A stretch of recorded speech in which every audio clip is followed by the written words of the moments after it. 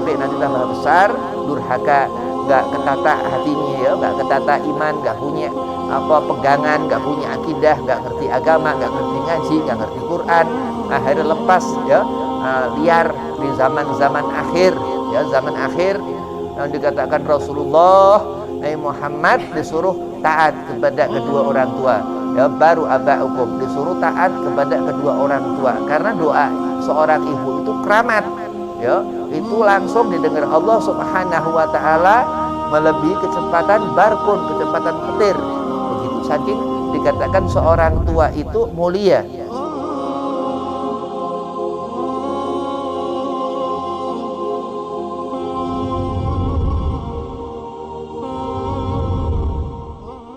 Assalamualaikum warahmatullahi wabarakatuh. Waalaikumsalam warahmatullahi wabarakatuh. Bismillah, walhamdulillah, wassalatu wassalamu ala rasulillah habibillah Sayyidina wa maulana Muhammad bin Abdillah sallallahu alaihi wasallam wa ala alihi wa sahbihi wa mawalah, wala haula wala quwata illa billah, amma ba'd.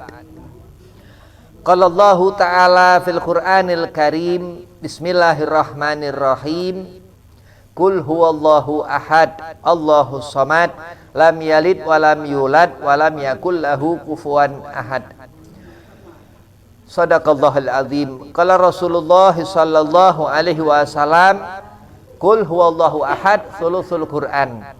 Dikatakan Nabi Muhammad sallallahu alaihi wasallam bahwa membaca surah Al-Ikhlas sama dengan sepertiga Al-Quran. Puji syukur kehadirat Allah Subhanahu wa ta'ala.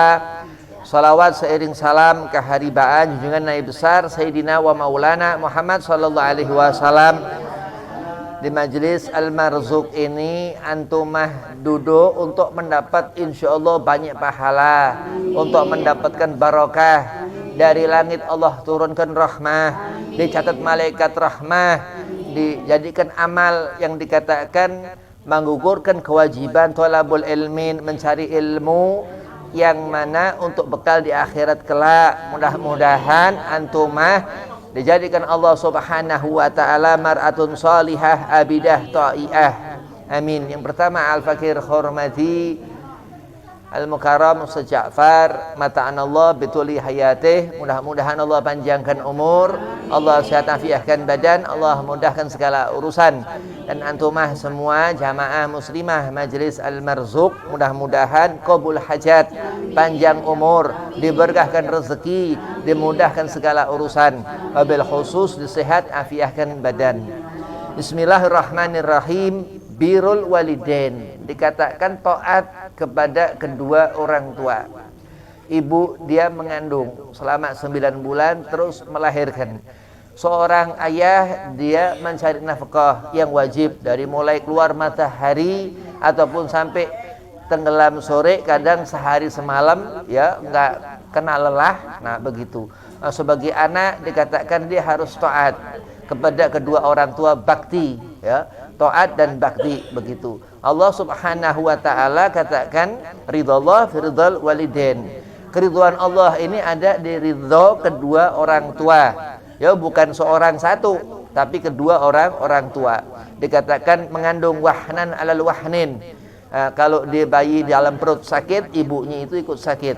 Nah, itu dikatakan alimal ulama, dalam Quran diterangkan seperti itu. Wa suhtullah fi suhtil walidain. Terus dikatakan andai kata nih bocah nggak ngerti bagaimana selama dulu dikandung, durhaka, itu dia dapat juga kedurhakaannya kepada Allah, naudzubillah min dzalik. Ya, susah rezeki di dunia. Ya, karena dunia akhirat itu hukukul walidain, hak seorang tua itu kepada anak. Jadi anak ini mau bagaimana di akhirat senang. Ya, akhirnya kalau dia durhaka ke orang tua, dia nggak akan senang akhiratnya itu, karena haknya seorang tua anak tersebut, anak itu. Sholat diperhatikan si anak ketika usia udah umur waktu sholat ya, dipukul kalau nggak mau sholat ya.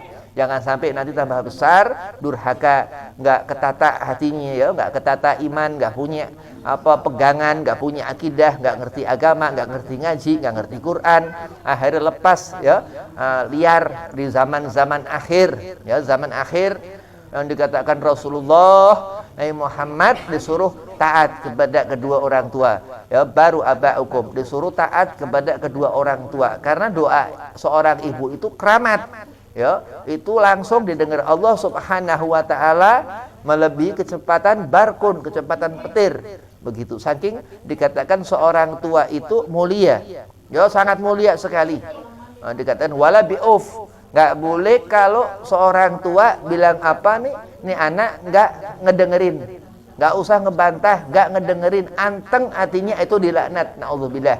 Ya, kalau seorang anak malingin muka, gak usah ngomong apa-apaan, itu dilaknat ya, itu termasuk mendapatkan sukhtil walidain, mendapat murka Allah ya, mau main hati kek, mau main apa kek, diri kek, na'udzubillah min zalik.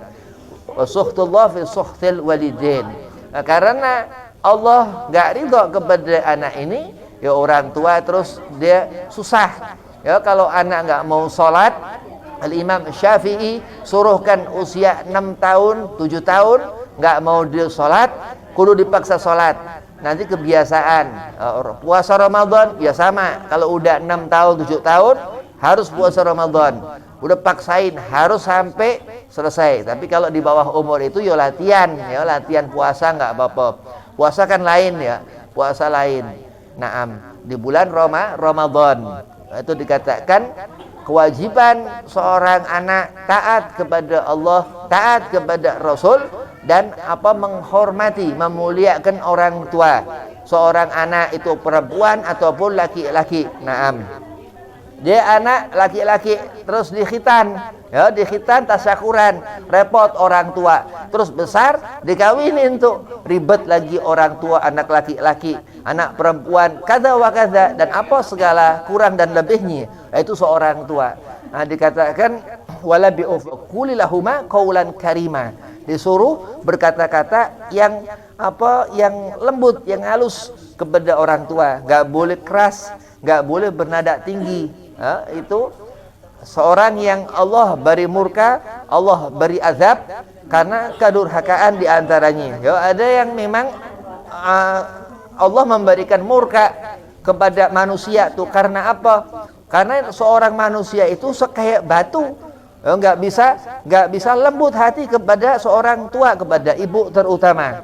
Ya, terutama ibu karena ngandung.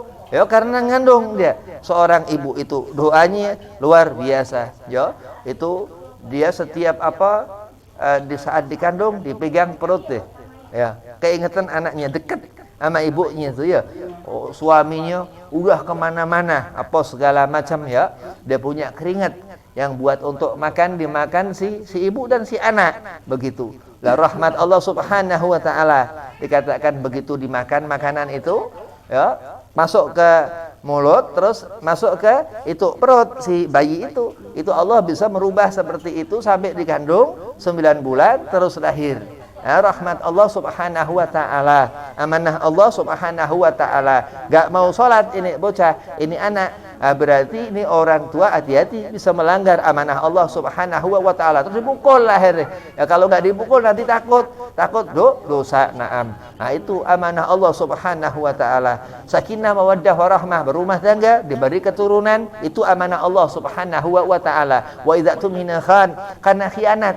Ya, bukan karena anak itu luar biasa, bukan, tapi memang mungkin kita sebagai orang tua kurang adab ke Allah, kurang jaga amanah ke Allah, kurang jaga diri ya. Al haya'u minal iman ya. Malu, kadang enggak punya rasa malu. Akhirnya apa? Dari apa cara berpakaian apa segala macam kurang jaga aurat ya. Aurat perempuan ini rambut aurat, begitu. Terus apa enggak jaga diri, akhirnya yang dimakan kecampur ya dengan perkara-perkara subuhat, dengan perkara-perkara makruh, dengan perkara-perkara haram, naudzubillah min dzalik. Akhirnya anak ya begitu, susah, berat.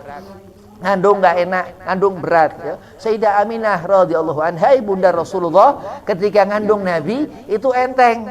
ya, kayak nggak ngerasa hamil, ya. Rasulullah SAW 9 bulan dikandung. Rajab itu pertama Nabi ada tuh lahir 12 Rabiul Awal, pas bulan Maulid Rasulullah lahir. Pertama bulan itu Rajab Rasulullah sallallahu alaihi wasallam begitu. Dikatakan rahmat Allah Subhanahu wa taala. Sayyidah Aminah ngandung, dikatakan min butunul ummahatul karimah, dari rahim seorang yang mulia, ya, karena ngandung Nabi Muhammad sallallahu alaihi wasallam. Terus kita semua lahir. Loh, Habib lahir, Sopobe lahir. Itu karena ada seorang manusia yang ketika itu awal batasan jembatan kita zaman-zaman sekarang ini Nabi Muhammad sallallahu alaihi wasallam. Alhamdulillah akhirnya pada ngandung-ngandung gampang. Sering baca maulid, sering sholawatan. Itu Allah mudahkan.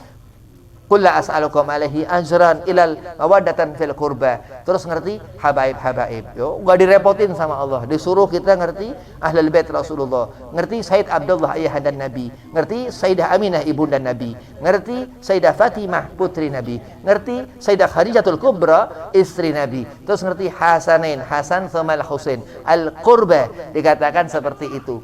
Terus apa? Dikatakan anak ini akan menjadi seperti apa di akhir hidup anak ini? Doakan husnul khatimah, doakan menjadi soleh solihah. Jadi anak yang mana memandang dengan pandangan ridha Allah Subhanahu wa taala. Nah, begitu ibu angkat tangan seorang tua itu langsung Allah ijabah. Begitu. Dari kapan? Dari bayi, dari waktu dikandung, ya. Itu rahmat Allah Subhanahu wa taala. Terus makanan itu yang halal-halal, yang berkah, yang dimakan, yang menjadikan seorang anak ini soleh solihah. Apa-apa yang baik yang diajarkan. Ketika 6 tahun suruh sholat, ya, karena sholat imaduddin, sholat tiang agama.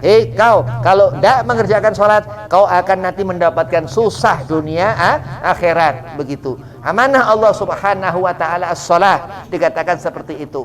Terus Nabi ketika wafat Rasulullah Nabi Muhammad sallallahu alaihi wasallam, akhir-akhir waktu Rasulullah wafat, Nabi katakan apa? Salat.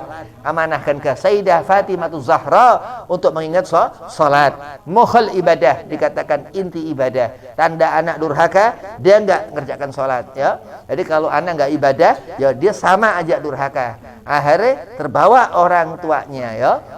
Enggak bisa dibawa ke alam akhirat.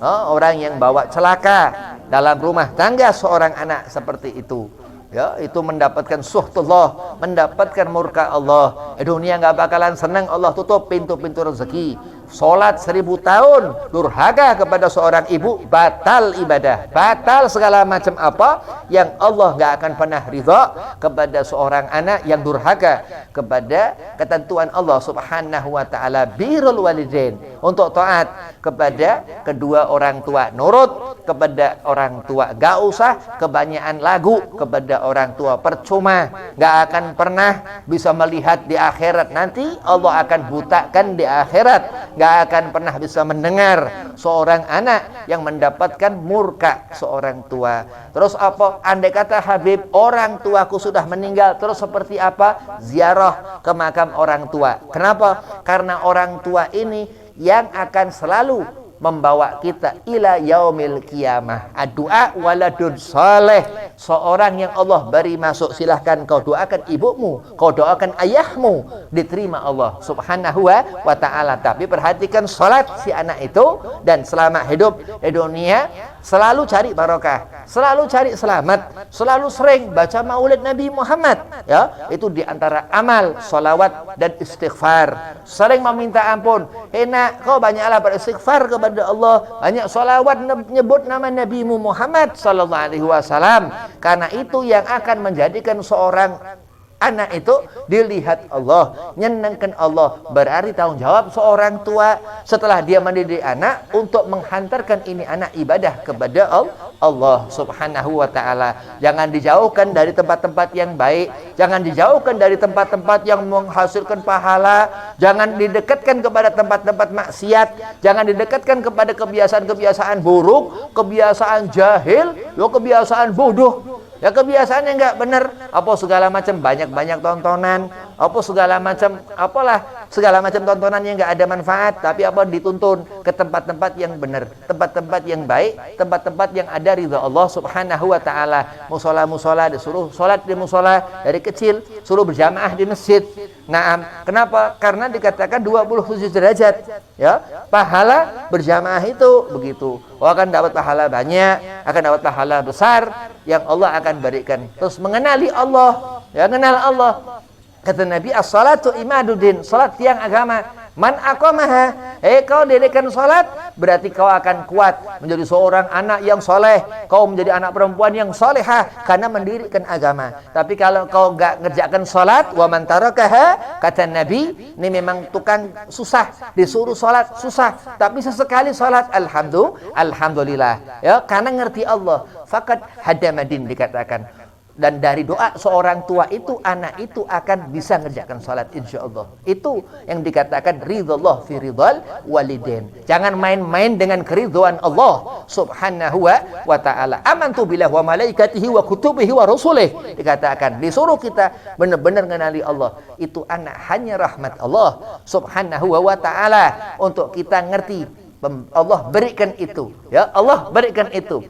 Ya, hidup dan mati di tangan Allah Subhanahu wa taala. Bagaimana kita senang, bagaimana kita susah, berserah kepada Allah Subhanahu wa taala. Terus anak itu akan ngelihat nih, oh ini orang tuaku seperti ini, kok begini, dia akan ngikuti. Qala Rasulullah, dikatakan Nabi, kama tadhinu tudan. Akan seperti itu, apa yang kita kerjakan akan terus seperti itu anak seketurunan seorang itu. Terus begitu, ya, seperti apa sependahulunya begitu. Terus ingatkan Allah, kul huwallahu ahad. Ingat Allah, suruh ingat kepada Allah. Allahus samad. Allah itu lam yalid wa lam yulad wa lam yakul lahu kufuwan ahad. Ingatkan Allah tentang Allah Subhanahu wa taala. Lama-lama anak ini akan ngerti Allah. Dan ceritakan Nabi Muhammad yang dikatakan Rasulullah, kul huwallahu ahad, sulusul Quran. Ngerti kenapa Al-Quran ini? Siapa Allah Subhanahu wa taala? Yang enggak beranak dan peranakan Allah. Ngerti terus orang ini. Wah, ini udah mulai segala pintu rahmah, pintu ilmu, hidayah Allah, semua dari ridho seorang tua. Gak akan ada ulama-ulama. Al-Imam Syafi'i, Muhammad ibn Idris, itu barakah seorang ibu. Sayyidina wa maulana Muhammad sallallahu alaihi wasallam, itu yang dikatakan belayan kasih sayang Sayyidah Aminah radhiyallahu anha, ibunda Rasul, yang pernah dikatakan Sayyidah Aminah ketika Sayyidah Aminah akhir hayat di pangkuan Nabi Muhammad sallallahu alaihi wasallam, dikatakan Sayyidah Aminah, wahai Muhammad, kau adalah utusan. Sayyidah Aminah udah ngerti, itu seorang tua, dia punya satu ikatan yang jangan sekali-kali sebagai anak merusak daripada kebaikan seorang tua itu kepada si anak ini. Dikatakan gak cukup wahai Muhammad 100 onta untuk tebusanmu, terus ada akikoh segala macam begitu. Jadi Allah Subhanahu wa taala memberikan aturan untuk kita jalani. Allah memberikan larangan untuk kita tinggalin, ya, amar ma'ruf nahi mungkar. Gua harus bisa, perempuan mau lelaki ngikuti Nabi Muhammad, ya, karena Rasulullah ini utusan Allah. Jadi sifat daripada perintah Allah yang Nabi katakan sampai-sampai, ya, baca Al-Ikhlas dapat pahala sepertiga Quran. Gimana itu caranya? Wallahu a'lam. Dibaca 3 kali sama dengan 30 juz Al-Quran itu. Naam. Wabillahi taufik wal hidayah. Assalamualaikum warahmatullahi wabarakatuh.